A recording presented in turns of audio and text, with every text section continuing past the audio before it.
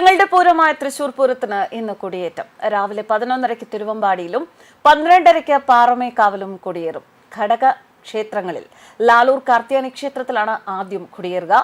May 6-നാണ് Pooram. May 4-ന് വൈകിട്ട് sample വെടിക്കെട്ട്. അന്ന് തന്നെ തിരുവമ്പാടി പാറമേക്കാവ് ദേവസ്വങ്ങളിലെ ചമയ പ്രദർശനങ്ങളും തുടങ്ങും. 7-ന് പുലർച്ചെ നടക്കുന്ന പൂരം വെടിക്കെട്ടിന് വൻ തിരക്കുണ്ടാകും എന്നാണ് പോലീസിന്റെ നിഗമനം. മുൻവർഷങ്ങളിൽ വെടിക്കെട്ട് നടന്നിരുന്ന സ്ഥലത്തു നിന്നും 15 മീറ്ററോളം ഉള്ളിലേക്ക് നീങ്ങിയാകും ഫയർ ലൈൻ.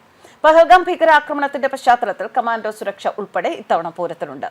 കഴിഞ്ഞ വർഷം പൂരം അലങ്കോലമായത് വൻ രാഷ്ട്രീയ വിവാദമായതോടെ ഭരണകൂടവും പോലീസും മറ്റു വകുപ്പുകളും അതീവ ജാഗ്രതയോടെയാണ് തയ്യാറെടുപ്പുകൾ നടത്തുന്നത്. കേരളത്തിനകത്തും പുറത്തും ഏറ്റവും ജനശ്രദ്ധ ആകർഷിച്ച ഉത്സവങ്ങളിൽ ഒന്നാണ് തൃശൂർ പൂരം. കൊച്ചി രാജാവായിരുന്ന ശക്തൻ തമ്പുരാൻ തുടക്കം കുറിച്ച തൃശൂർ പൂരത്തിന് ഏകദേശം 200 വർഷത്തെ പാരമ്പര്യമാണ് കണക്കാക്കുന്നത്. പൂരം കാണാനായി വിദേശ സഞ്ചാരികളടക്കം ധാരാളം ആളുകൾ വർഷം തോറും തൃശൂരിൽ എത്താറുണ്ട്. മേടമാസത്തിലെ പൂരം നക്ഷത്രത്തിലാണ് തൃശൂർ പൂരം ആഘോഷിക്കുന്നത്. കൊച്ചി രാജാവായിരുന്ന ശക്തൻ തമ്പുരാനുമായി ബന്ധപ്പെട്ടാണ് പലപ്പോഴും തൃശൂർ പൂരത്തിന്റെ ആരംഭം പറയാറുള്ളത്. 2 നൂറ്റാണ്ടിന് മുൻപ്, അന്ന് ശക്തൻ തമ്പുരാൻ കൊച്ചി രാജ്യം ഭരിക്കുന്ന കാലം, അന്ന് തൃശൂർ പൂരം പോലെ ആളുകൾ ആഘോഷമാക്കിയ പൂരമാണ് ആറാട്ടുപുഴ പൂരം. പല പ്രദേശങ്ങളിലെ ക്ഷേത്രങ്ങളിൽ നിന്നുള്ള ഘോഷയാത്രകളും ആറാട്ടുപുഴ ക്ഷേത്രത്തിൽ എത്തിച്ചേരും.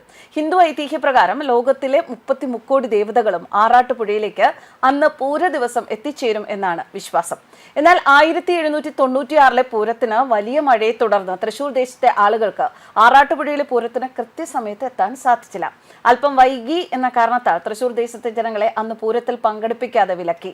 പാറമേക്കാവ്, തിരുവമ്പാടി, ചെമ്പൂക്കാവ്, കാരമുക്ക്, ലാലൂർ, അയ്യന്തോൾ, ചുരക്കാട്ടുകാവ്, നെയ്തലക്കാവ്, കണിമംഗലം എന്നീ ദേശങ്ങളിലെ ആളുകൾക്കാണ് പങ്കെടുക്കാൻ സാധിക്കാതെ പോയത്.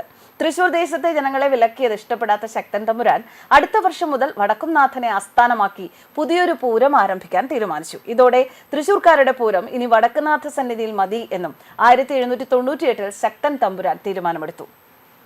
ഇതാണ് ചരിത്രം. പാറമേക്കാവ് ഭഗവതി ക്ഷേത്രം, തിരുവമ്പാടി ശ്രീകൃഷ്ണസ്വാമി ക്ഷേത്രം എന്നീ ക്ഷേത്രങ്ങളാണ് ഈ പൂരത്തിലെ പ്രധാന ഘടകദേശങ്ങൾ. അന്ന് കാടായിരുന്ന തേക്കിൻകാടിനെ വെട്ടിത്തെളിച്ച് നാടാക്കി മാറ്റിയതും ശക്തൻ തമ്പുരാൻ തന്നെ എന്നാണ് ചരിത്രം.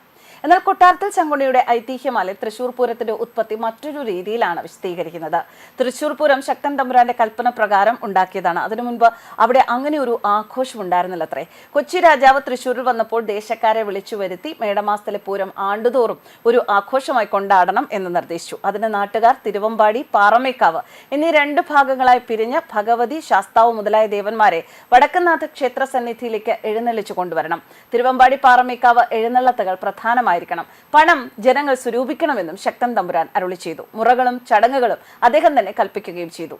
പൂരത്തിന്റെ മുഖ്യ പങ്കാളിത്തം തിരുവമ്പാടി, പാറമേക്കാവ് ക്ഷേത്രങ്ങൾക്കാണ്. തിരുവമ്പാടി, പാറമേക്കാവ് ക്ഷേത്രങ്ങളിലെ ഭഗവതിമാരാണ് തൃശൂർ പൂരത്തിൽ പങ്കെടുക്കുന്നതായി സങ്കല്പിക്കപ്പെടുന്നത്. തിരുവമ്പാടി ശ്രീകൃഷ്ണസ്വാമി ക്ഷേത്രത്തിലെ മുഖ്യ പ്രതിഷ്ഠകളിൽ ഒന്നായ ബാലികാഭാവത്തിലുള്ള ബാലഭദ്രകാളിയാണ് പൂരത്തിന് പങ്കെടുക്കുന്ന ഒരു ഭഗവതി. 8 ചെറുപൂരങ്ങൾ കൂടി അടങ്ങുന്നതാണ് തൃശൂർ പൂരമെങ്കിലും മുഖ്യ പങ്കാളികളായ തിരുവമ്പാടി, പാറമേക്കാവ് ദേവസ്വങ്ങൾക്ക് മാത്രമായി ചില അവകാശങ്ങളുണ്ട്. വടക്കുംനാഥ ക്ഷേത്രത്തിന്റെ ചുറ്റുമുള്ള വഴിയിൽ ഇവർക്കേ അവകാശമുള്ളൂ. പൂരത്തോട് അനുബന്ധിച്ചുള്ള വെടിക്കെട്ടും കുടമാറ്റവും ഈ 2 കൂട്ടരുടെയും മാത്രം അവകാശങ്ങളാണ്. ന്യൂസ് ഡെസ്ക് കർമ്മ ന്യൂസ്.